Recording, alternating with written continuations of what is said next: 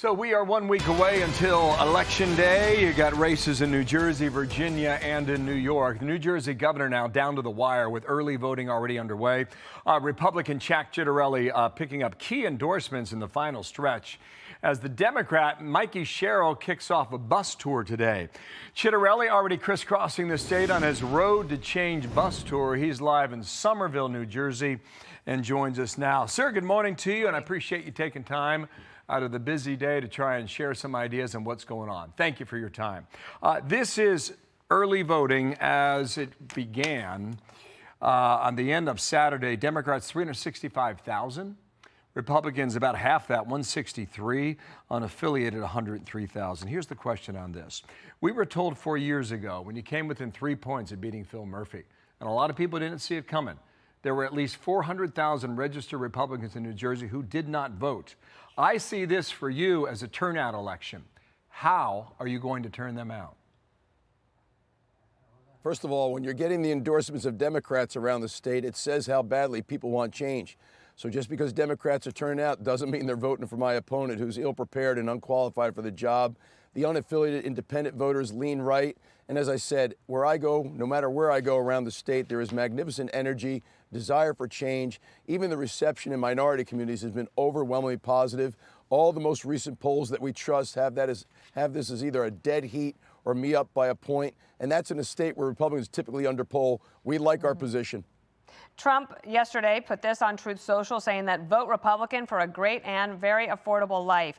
All you'll get from voting Democrat is unrelenting high crime, energy prices through the roof, men playing in women's sports, and heartache.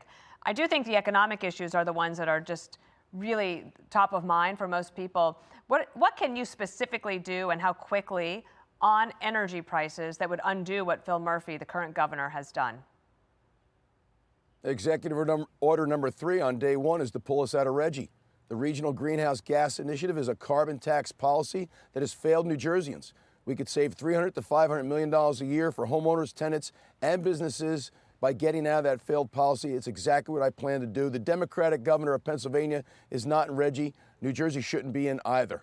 But we'll also open up the plants that Phil Murphy closed down. We'll expand nuclear, and we'll lift the moratorium on natural gas. But let me be clear, there'll be no wind farms off our Jersey shore. Okay, here are the Democrats coming in a campaign on behalf of Mikie Sherrill. Some big names, including the former President Barack Obama in the upper left-hand corner there, and it runs across several governors and a couple senators. Here's the question for you, Mr. Ciattarelli. Do you want Donald Trump to come to New Jersey and campaign for you? Does that help or hurt you? Bill, the president's a busy guy. We did a tele-town hall the other night with thousands of people on it. We'll do another one. He's doing robocalls. He's posting.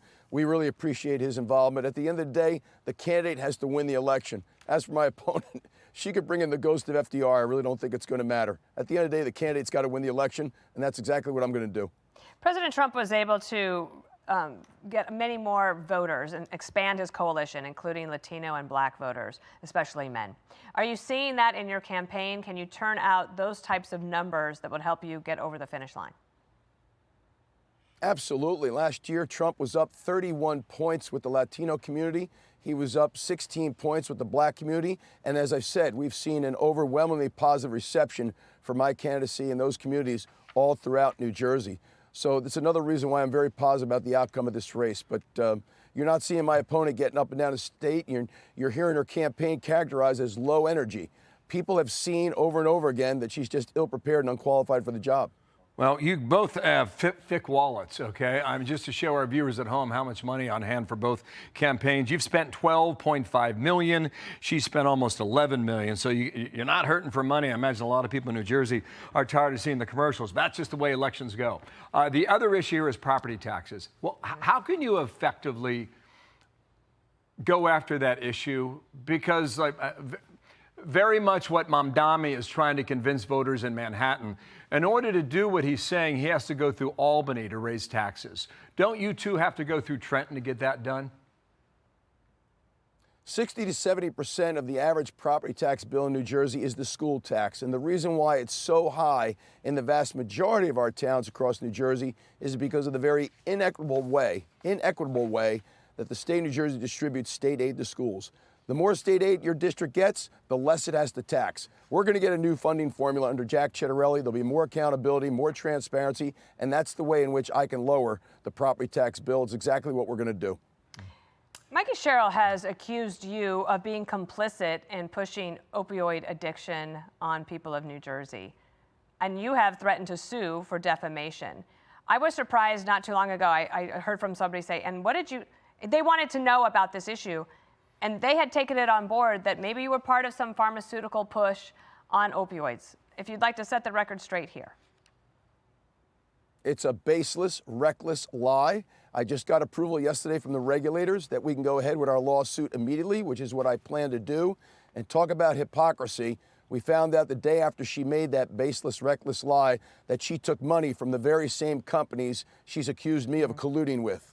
We're not going to tolerate that kind of lie. The whole campaign has been based on a stack of lies, her disdain for the president, she could fly a helicopter, none of which is going to fix New Jersey. Okay, we have invited Mikie Sherrill, and she's welcome to come on anytime now over the next 7 days. Last question. I see this as a very close election. I think ultimately either she wins by a point or you win by a point.